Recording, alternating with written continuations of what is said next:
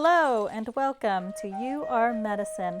I'm your host, Thuy, and I'm talking with nutritionist Rosie Ueng about our complex relationship to food and what we eat.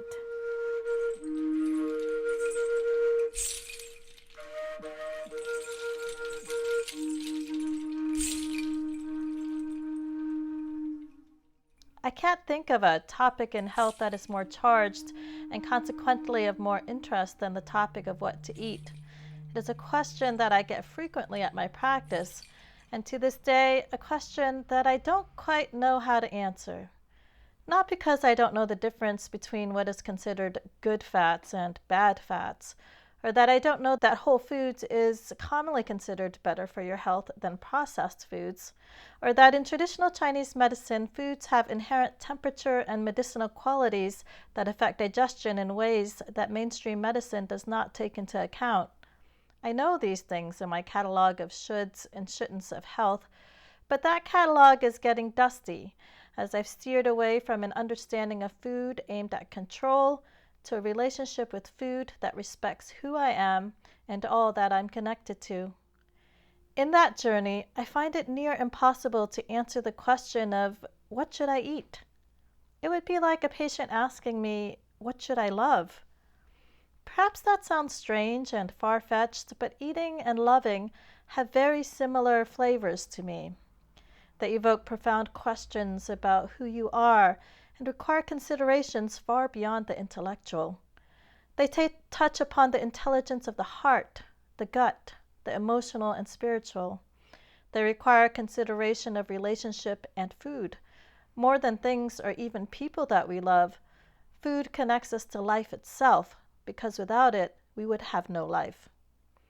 All that sits like a pregnant cloud above the long pause that I can't seem to avoid when a patient asks me, what should I eat?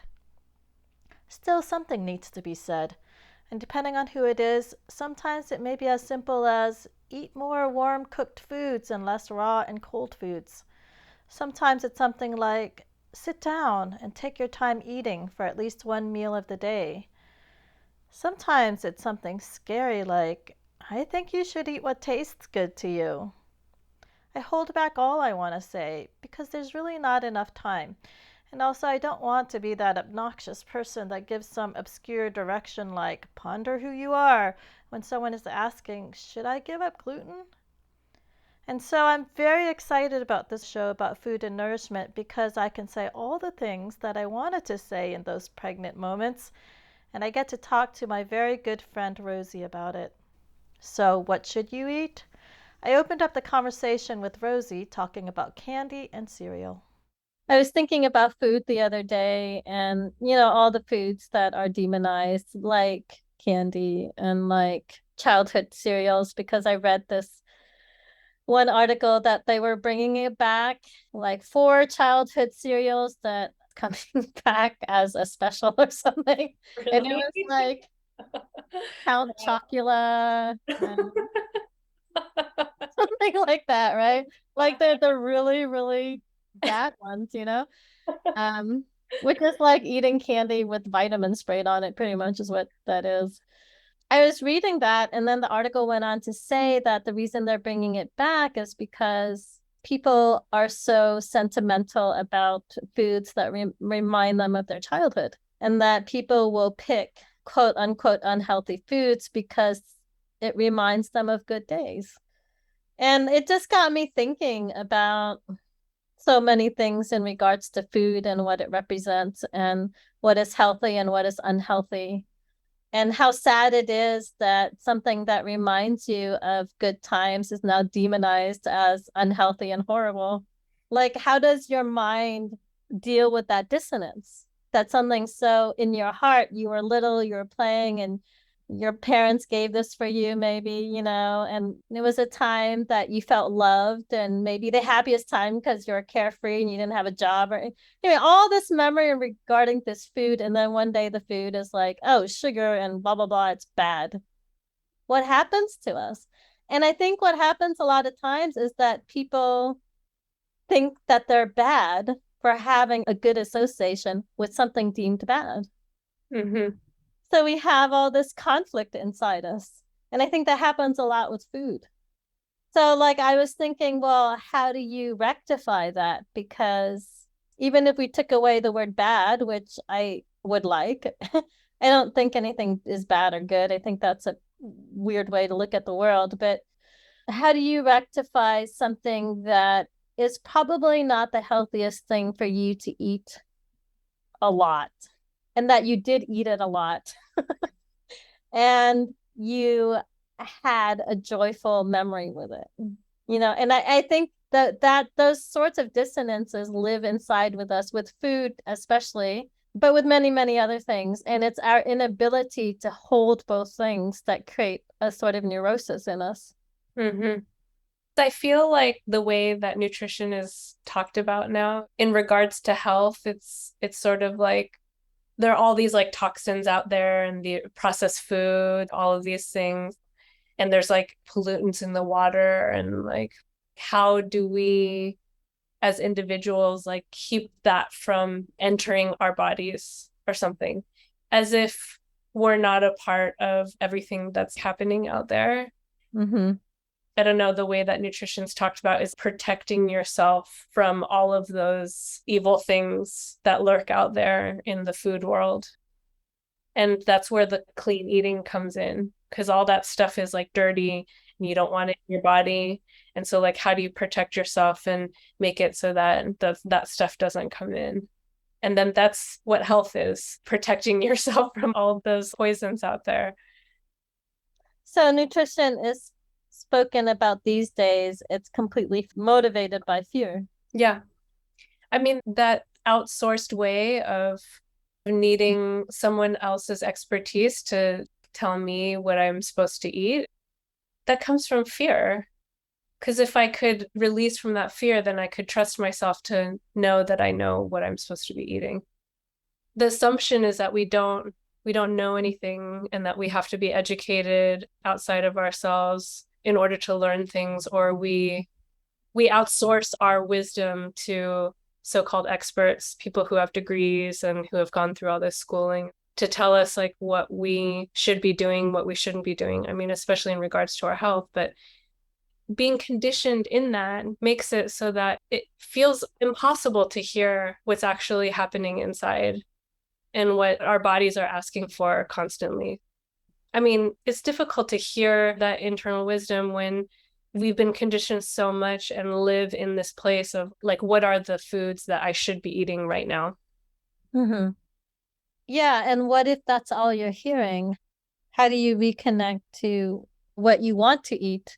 That simplicity.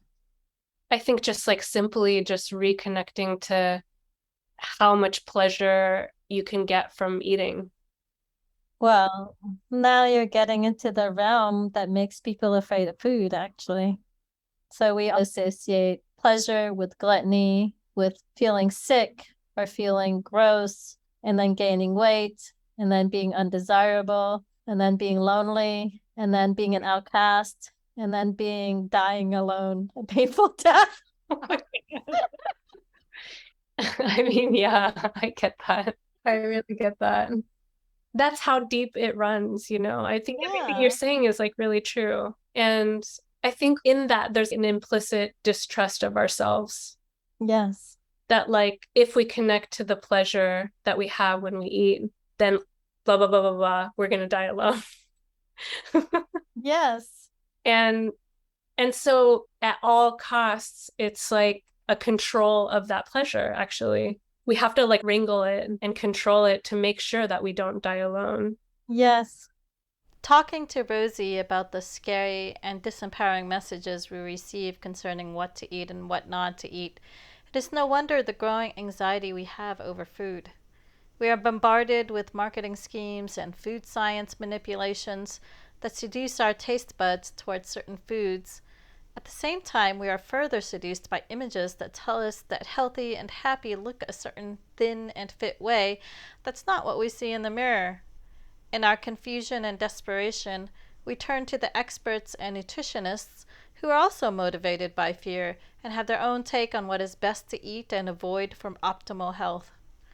And yet, nowhere is there a message that tells us that maybe, just maybe, we should return to ourselves, that maybe we are okay, and that we may possess all the wisdom and instincts needed to know what and how to eat, and to trust ourselves.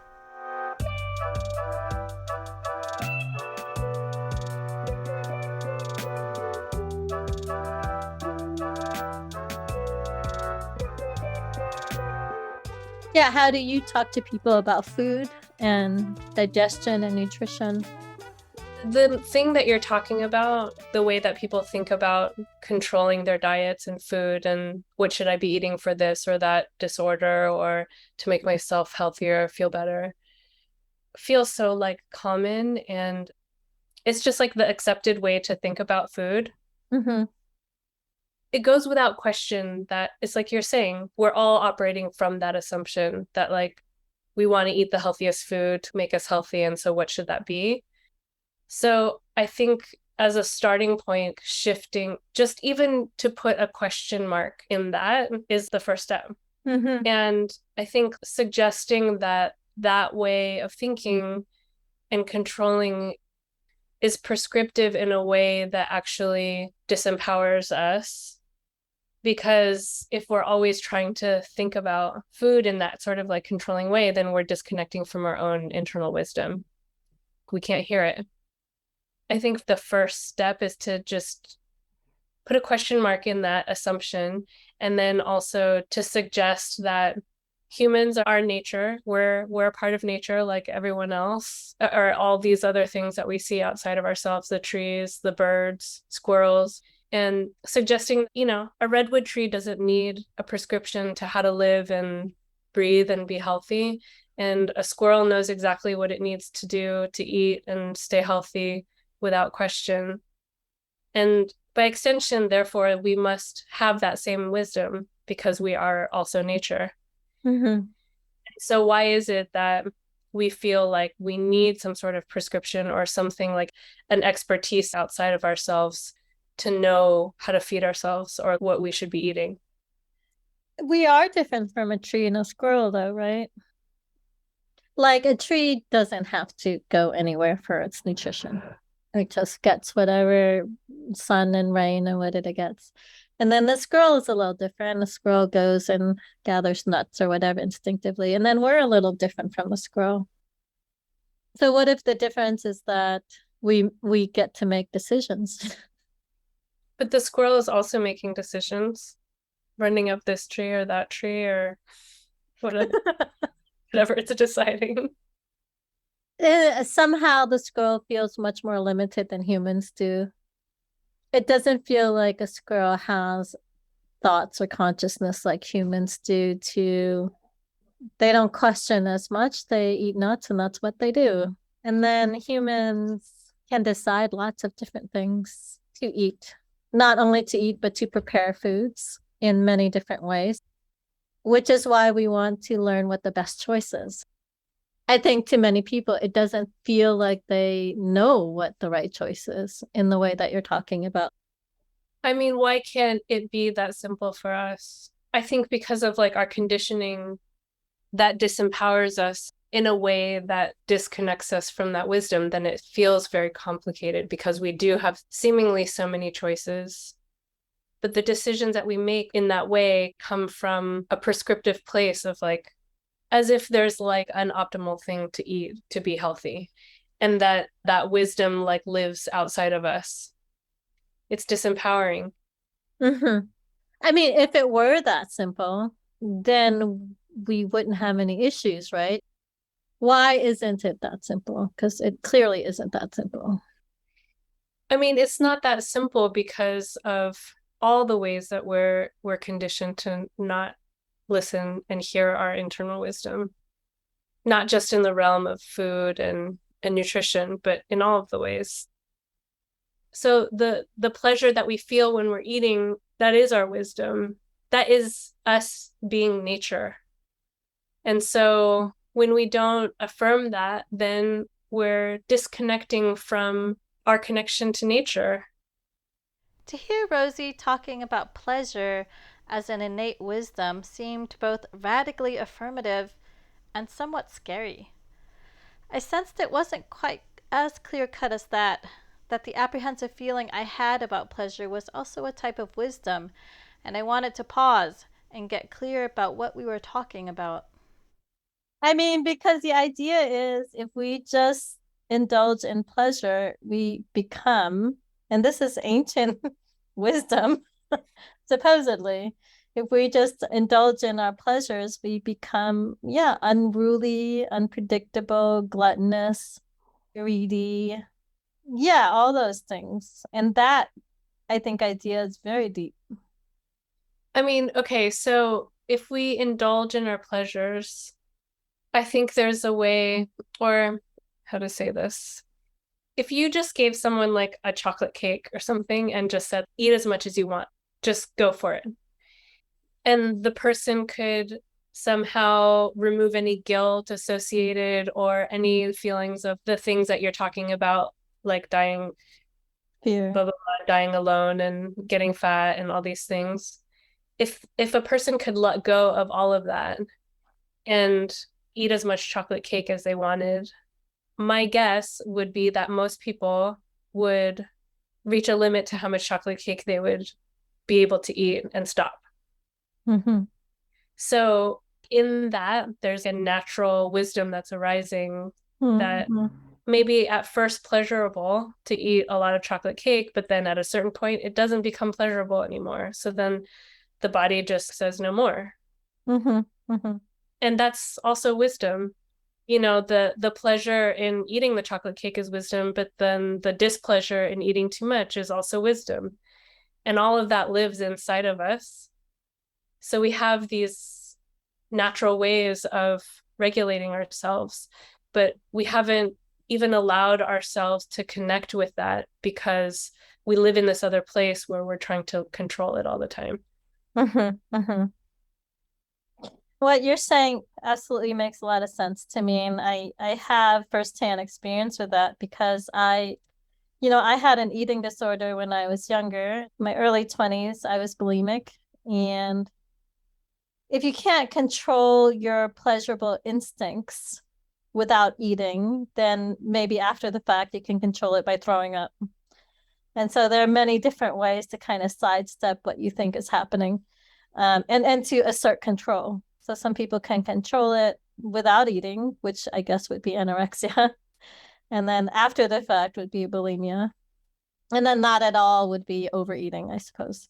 But at every juncture, there's a control, in place. And, that can go on for many years. And for me, I had the instinct of what you're talking about, that I wanted to be able to trust myself and to trust when enough is enough, But I think the scary thing is at a certain point when you're entering, so you give a healthy person a piece of chocolate cake who has had lunch and breakfast and who hasn't denied themselves all of their lives and who doesn't have any hangups, and they will eat precisely a slice of cake, smaller or larger depending on their mood, and be done and fine. You give another person a slice of cake depending on their history and whether they've even had lunch or how hungry they are and what they think about the cake and all that. And they'll eat varying amounts until they reach that healthy point.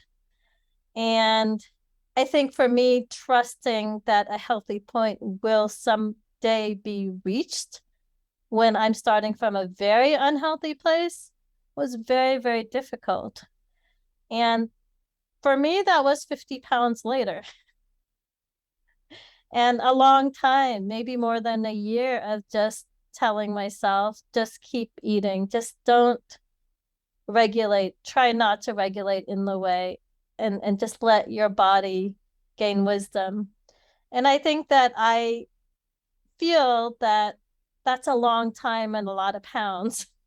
And I don't know how much longer I would have been able to go. Would I have been able to go 100 pounds? Would I have been able to go another year to discover that? And I think that element of not knowing when that is what makes it hard for people to take that journey. Mm-hmm. And maybe they want somebody who already knows the way to lead them through that journey or whatever, but they want something because it's the unknowing that is so scary. And so I wonder how you work with that. I mean, how would you help somebody navigate? Because I think most people are kind of like, yeah, I hear you. It makes sense. I have no idea if I reach that wisdom. How will I know if I reach that wisdom? What I can't even hear what I'm saying. I've been living from supposed to or diets or whatever for so long. I don't even know what you're talking about. Yeah, what you're saying makes sense. And I think there's always going to be a fear in kind of letting go of that control element, especially since we've been conditioned so much since most of our lives to live in that arena, to then switch over to actually just letting go of control and actually trusting ourselves feels like it feels scary because of the unknown that you're talking about. And I think it's not necessarily the wisdom that is reached is like it's like a destination somewhere like far away or something, but it can happen in the moment, like right now or right now and right now. And that, I don't know, like for me it feels very much tied into trusting myself and loving myself, being able to hear my natural inclinations and in any way, but also in terms of like what to eat, and then to follow them feels ultimately loving myself. I took a moment to take in Rosie's thoughts about my own journey with an eating disorder and my struggle with trusting my own wisdom. She said, "Wisdom isn't a destination," and that gave me pause. I was recounting the story as if wisdom was reached once I returned back to what I considered normal and appropriate eating, and even then for me that meant once I reached a weight I was comfortable with. But really, wisdom is being compassionately with whatever is transpiring. Understanding discomfort as well as comfort is information. Pain, as well as pleasure, is natural and to be respected. 50 pounds over or underweight is still wisdom when you honor where you are, and in that sense, it is about trusting yourself, being with yourself, which is ultimately loving yourself. To affirm everything you feel and choose, to experience yourself as guidance, is to affirm your nature and to love yourself.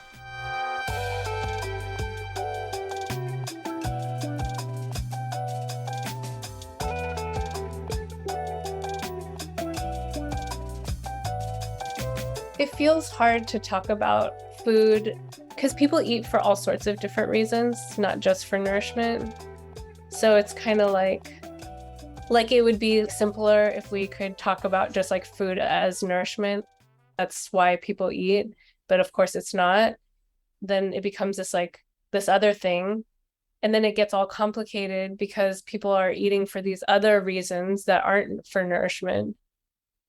Yeah, I think which is why this topic is so difficult to talk about.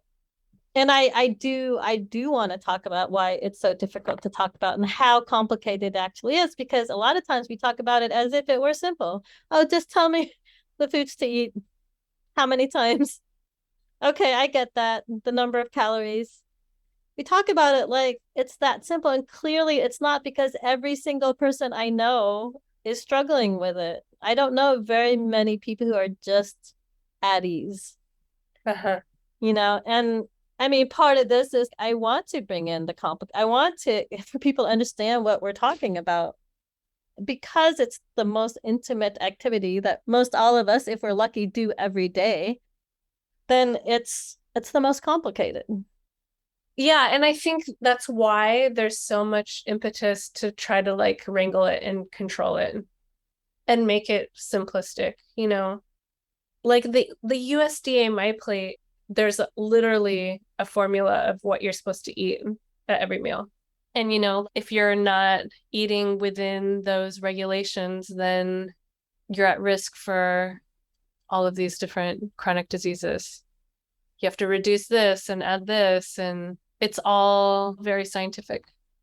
That degree of control can only come from a place of fear and has so much impact that I think that's why there's such a desire to control it. I think also if you dissociate people from the real connections that people have, what food actually means, they're more controllable. Then you also disconnect them from the source of their energy. Mm-hmm. So, what is food, right? Food comes from the earth. If you dissociate the earth, like it actually comes from trees and dirt, comes from animals that you slaughter, right?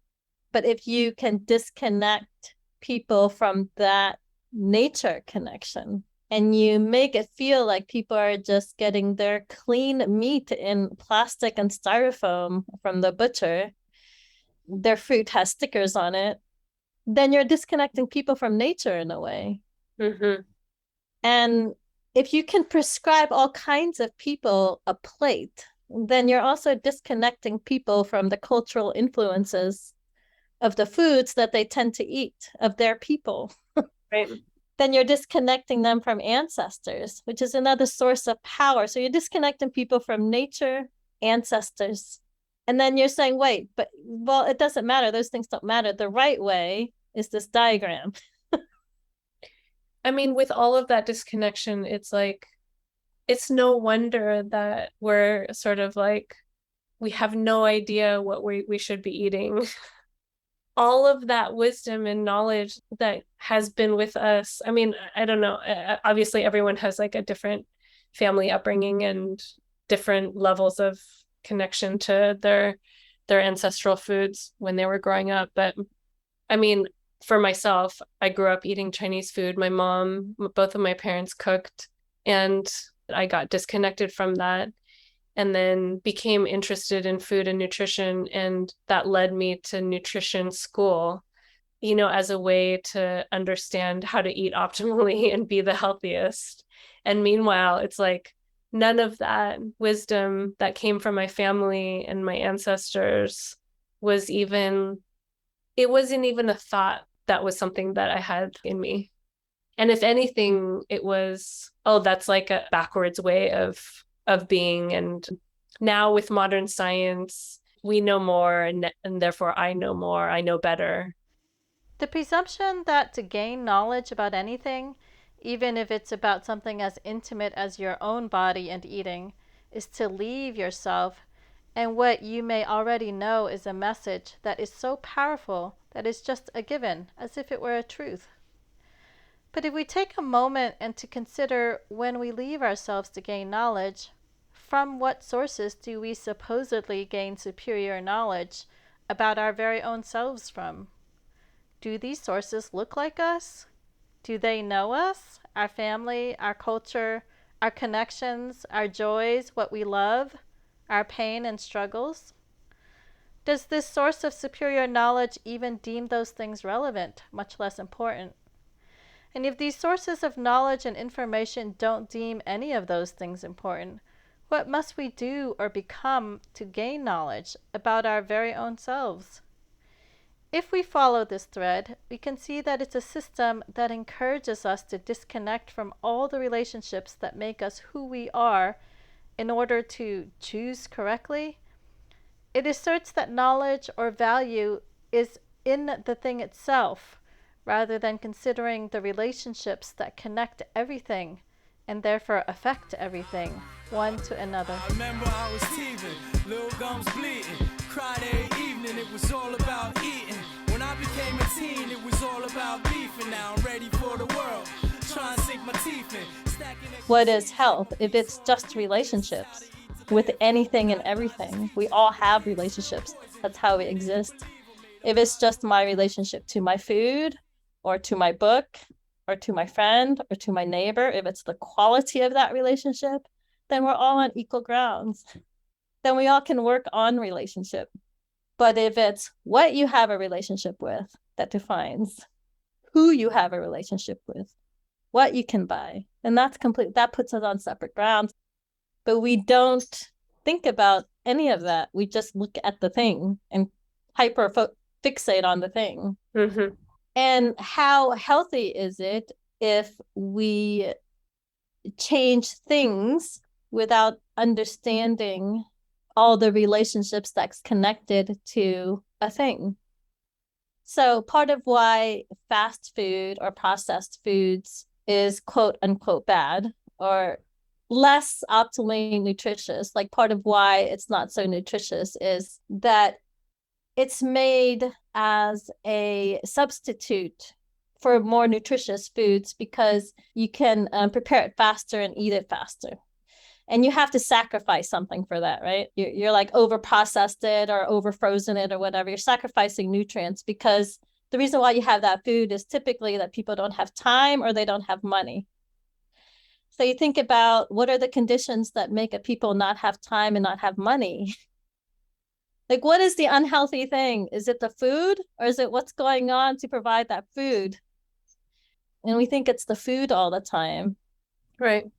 And if you don't understand that and you're touting organic, highly nutritious, time-involved foods that cost a lot of money as the most nutritious thing, who has access to that?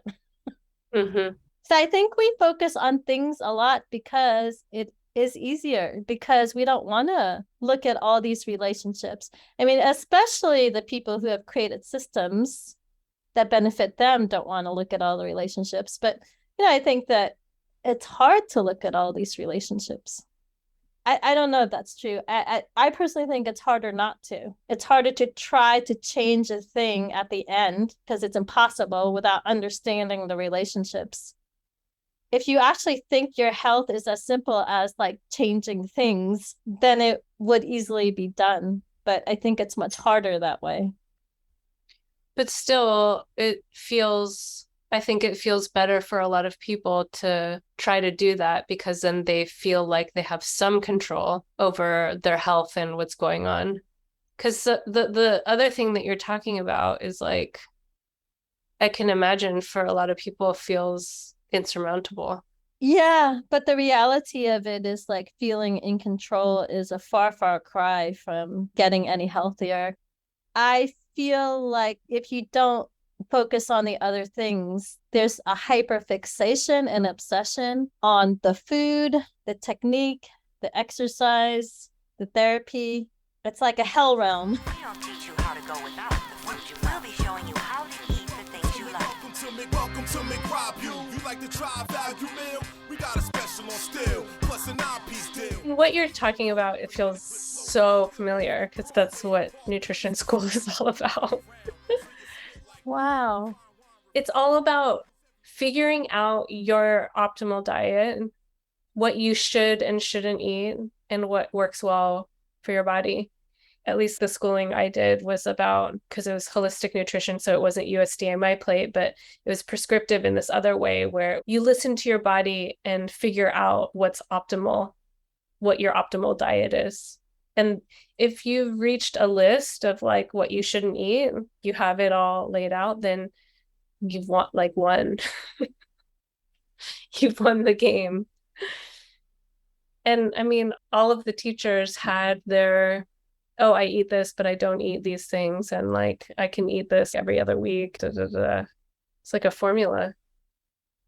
So does that equal, I mean, I'm curious. Sometimes I wonder, I'm like, oh, does that equal a happy, healthy life? I don't know. At first glance, it felt surprising to hear Rosie talk about her holistic nutrition training in such prescriptive and rigid ways. But then again, it didn't surprise me at all. Underlying the incessant messages of right and wrong we receive on the daily is the notion that if we did do all the quote-unquote right things, we can indeed achieve that optimal state of healthy and happy. And so we have this habit of reducing all of our experiences in the world down into right and wrong elements so that we can reach that coveted destination of healthy and happy, or as Rosie put it, winning the game. I shared with Rosie how I observed in my patients this tendency to reduce our life experiences, which are often complex, profound, beautiful, and sometimes heartbreaking, into narratives that we can control in order to win that game. I had a patient today who had gained 75 pounds over the last 2 years. And she kind of wrote it off as, oh, COVID, because I mean, the COVID-20 is like this common thing where people joke about where they gain 20 pounds, or the COVID-19. So she was kind of writing it off as that, kind of talking about it as that, well, now I just need to, now that, we're out more and I can move my body and not get so comfortable and at home, I can lose weight. And I knew that the story wasn't that simple. Like, that doesn't make any sense. Like, it doesn't make any sense at all. So anyway, we're talking, and it turns out that both her parents had passed away right before shelter in place. Oh gosh. That makes more sense. And then shelter in place, perhaps creating more and more stagnation of something that's already difficult to deal with and process, right? Mm-hmm. But I feel that people often do that with their health and their healing and weight gain, where they say what they've gained and then they attribute it to this very simplistic thing. And then they want a simplistic answer. Mm-hmm. And it's usually a whole host of things, or very deep and complicated things to reckon with, that create that sort of stagnation or resistance or protection or whatever else in your body. It's very, it's not because suddenly, I got lazy and, didn't walk like I usually do, but it's often, the story's always like that. Right.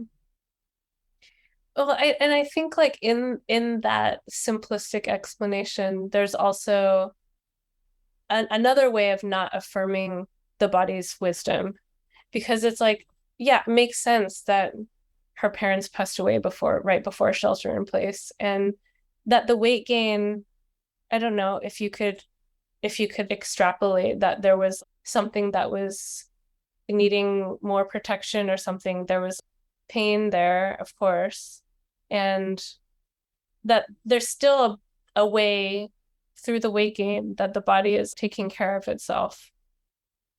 For sure. And I think after she told me that, and she talked a little bit more about it, and I said, what's happening here, which is the weight gain and two other issues that she mentioned. I said, all this is about that, right? And she said, yes. And I said, okay, it's important to know this, because if you don't know that, then you might think that if you change your diet or if you exercised more, it would help. But if you know it's related to something else, then you'll feel into the deeper thing. Mm-hmm. So in her case, there was an opening to a conversation to make a connection. Mm-hmm. And I do find that people actually know. They're just not affirmed, where they might go somewhere and tell the superficial story because it feels like a safer story.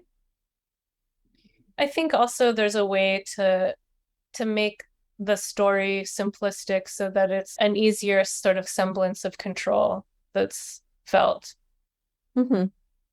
Like, to say like, oh, COVID happened and I sat on my ass and didn't move.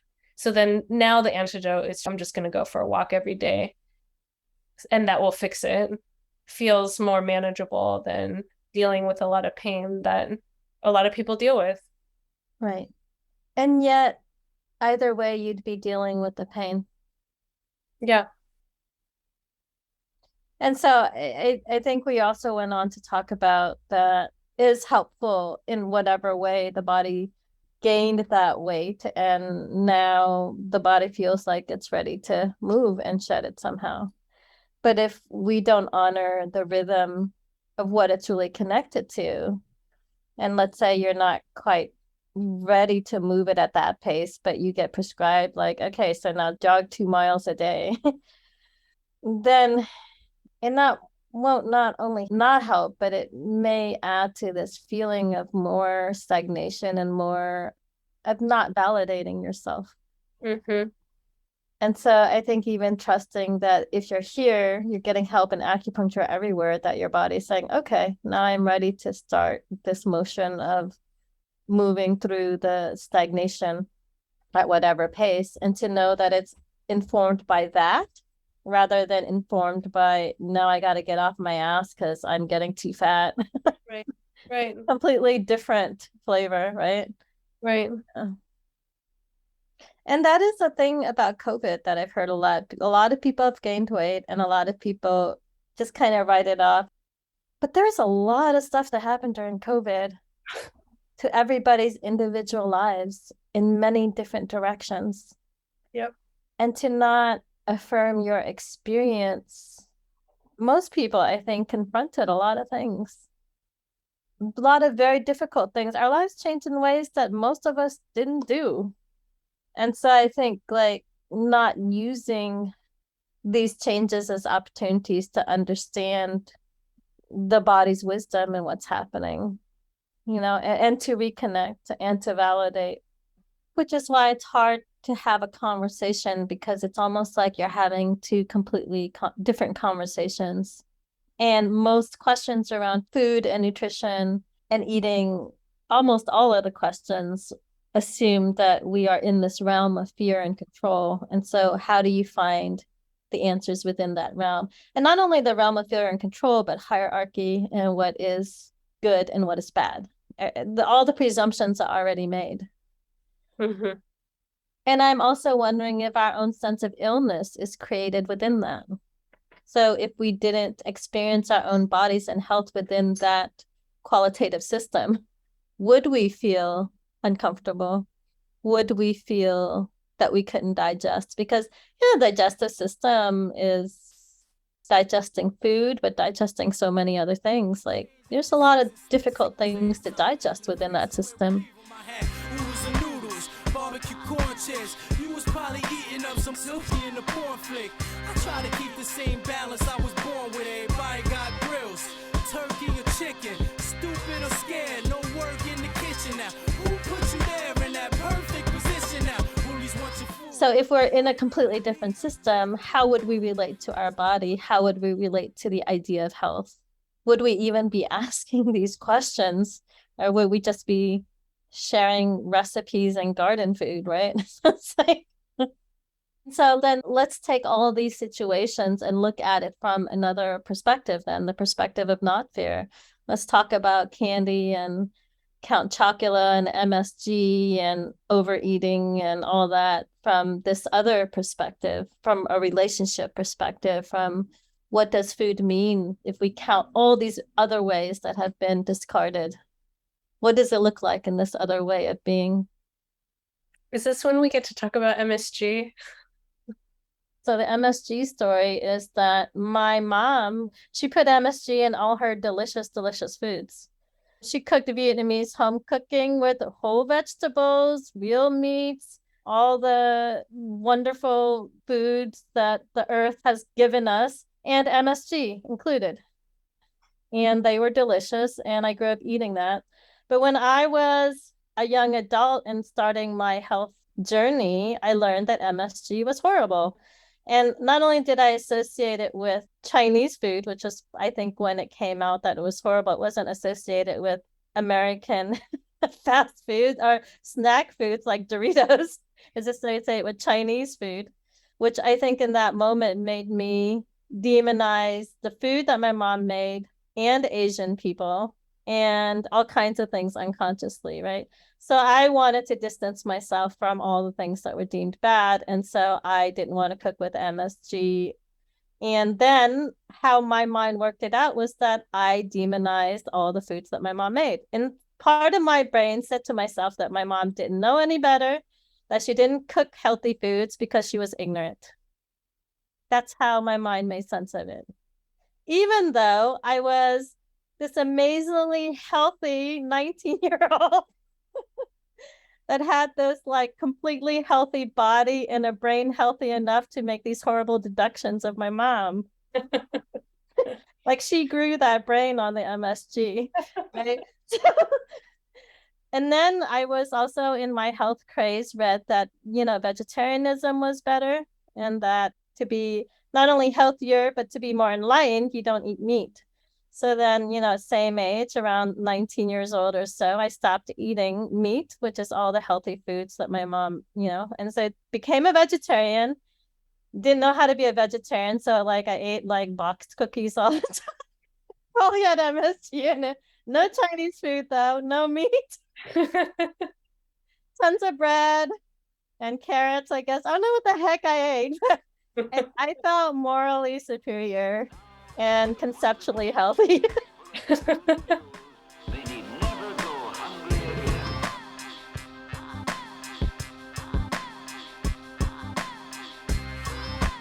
And I told you that it's only been recently, maybe a few months ago, that I talked with my mom, and she told me the story of her and MSG, which is that when she was little, they were really very, very poor. And to the point where the kids were working, they were working the fields, they were like doing labor from a very early age, like 5 or 7 or so.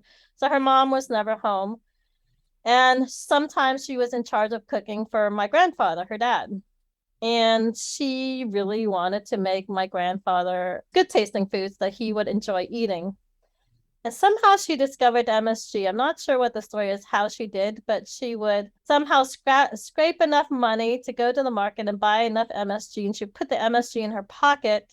So the days where her mom would tell her to cook for her dad, she would cook and throw a little MSG in it. And then my grandfather would love it. And that was one of the few joys she had, was being able to make my grandfather happy and make him proud, or make my mom proud, by using a little bit of MSG.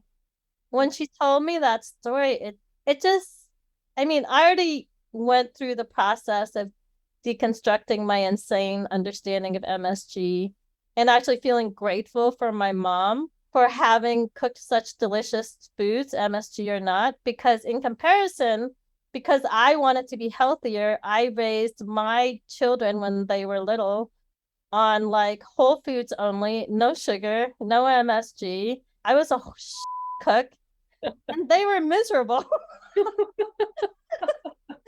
And they did not like eating my food. And it's like you put these two things, next to each other and you're like, exactly what is healthier? Clearly my mom's cooking is healthier in so many levels. But if you look at it from the nutritional lens that we have today, which is healthier? Mine, the one that nobody wants to eat. And it just made me think about how ridiculously reductionist how we see food is. I don't think we are really aware of the conditioning of how we see food and our judgments about it and what is healthy and what is not healthy. Even this whole label now that people have about clean eating, what are the connotations? Who's dirty? Who's eating dirty food? Chinese people. Chinese people are eating dirty food. Yeah, exactly, because they're eating MSG, right? What to do with all of that when somebody asks me, oh, so what should I eat to be healthy? Then the question is, who loved you? What did they feed you? What tastes good to you? Yeah. Can you imagine if that question was another way of asking who loved you? Wow.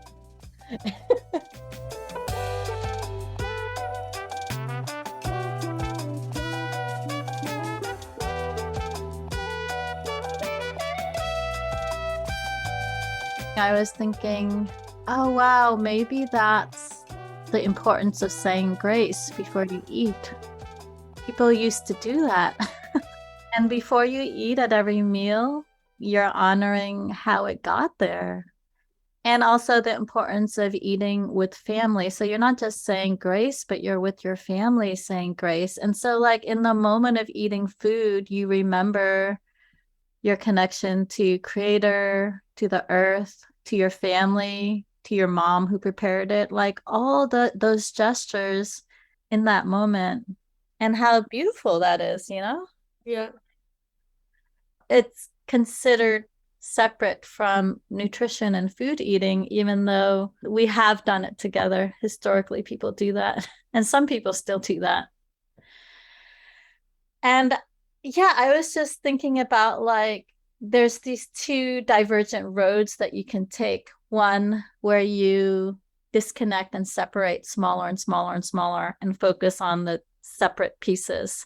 So food has nothing to do with the people that cooked it, has nothing to do with where it comes from, whatever. It has to do with what it contains inside. And then you break the food down and it has these minerals, it has these vitamins, and then you focus on what's important about the breakdown. And then you tell people, do that thing. Mm-hmm. And then the other road is you recognize all of it as being essential.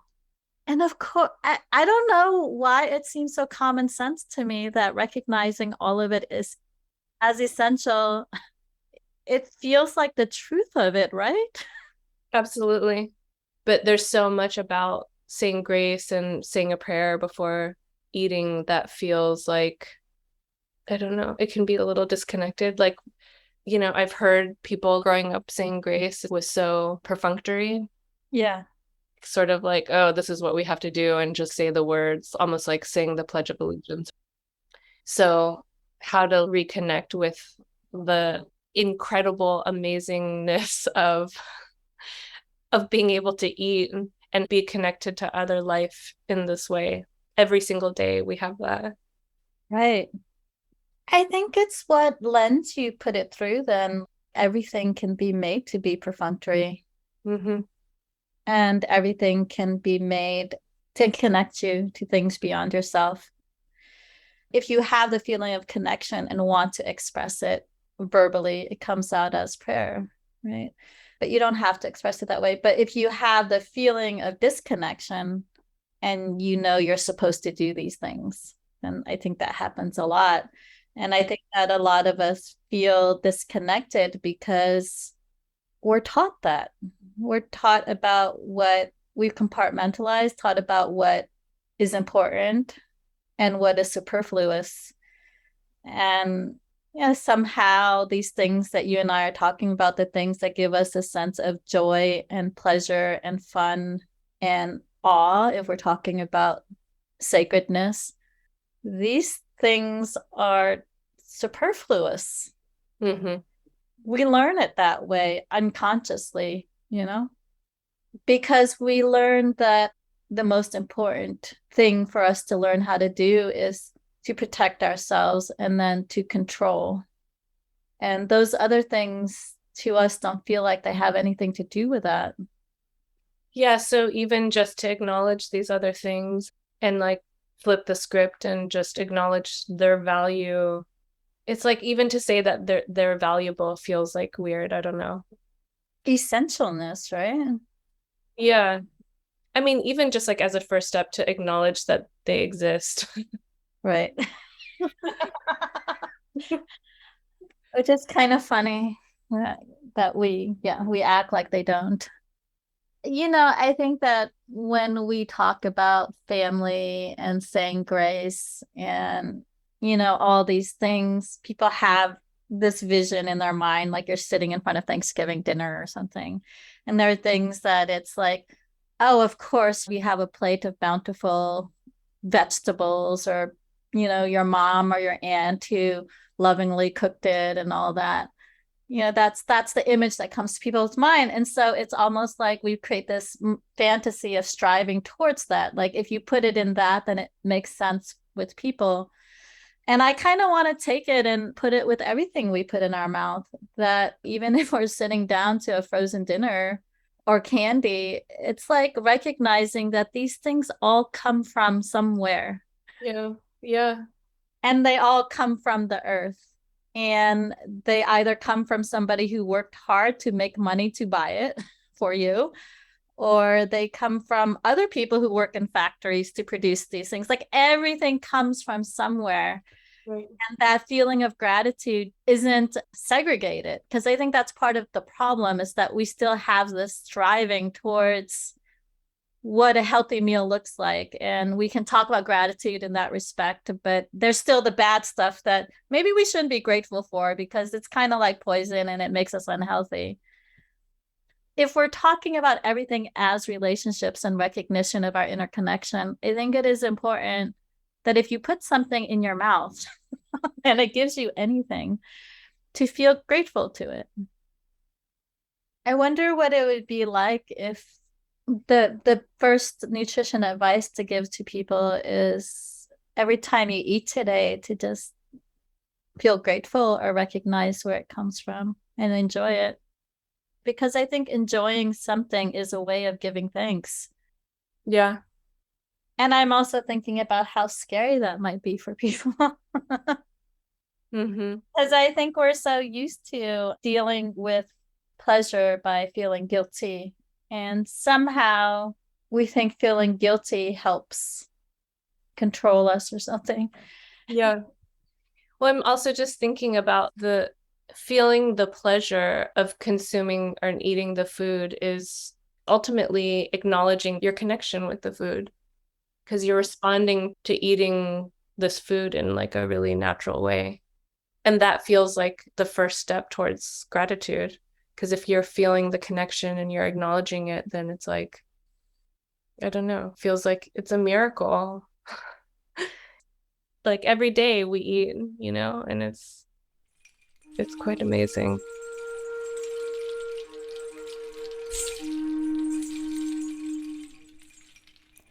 It's amazing indeed. Thank you for listening to this very important conversation about food and eating. We hope it's been a delicious, nourishing, and healing show for you. Special thanks to Rosie for chatting it up with me and sharing wisdom about her favorite topic, food. Thank you, Daniel Burgess, for doing all the amazing back-end work and for making us sound so good. This show's music comes from AWOL, A Way of Life, and Katza at katza.uk. I hope you eat something yummy, love who you are, and call your mom and thank her for feeding you all those years. If you feel inspired by this show, pass it along to someone who would benefit from hearing these affirming messages. For more information, you can visit bcaclinic.com/yourmedicine and tune in for new monthly shows.